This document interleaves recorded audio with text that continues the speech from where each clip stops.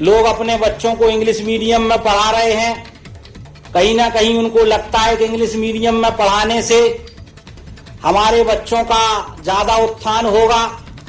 इसलिए आज जो ये परिस्थितियां बनी है कि हमारे जो लोग हैं कहीं ना कहीं पश्चिम अनुकरण की ओर बढ़ रहे हैं।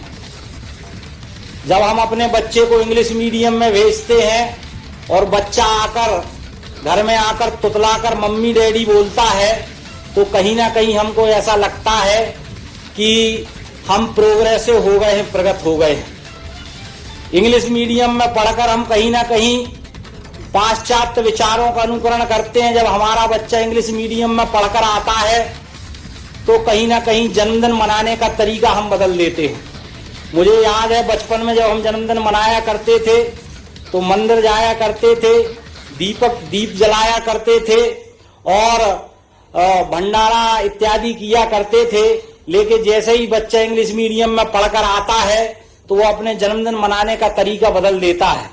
वो आप देखते होंगे केक लाएगा, केक के ऊपर मोमबत्ती जलाएगा और उस जली हुई मोमबत्ती को फूंक कर बुझाएगा।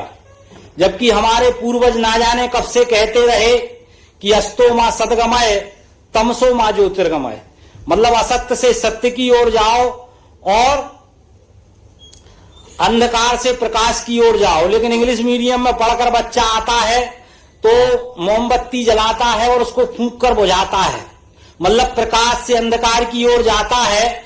और जब वो फूका हुआ और थुका हुआ केक सबको खिलाता है तो ऐसा लगता है जैसे हम कुछ प्रोग्रेस हो गए, प्रगत हो गए।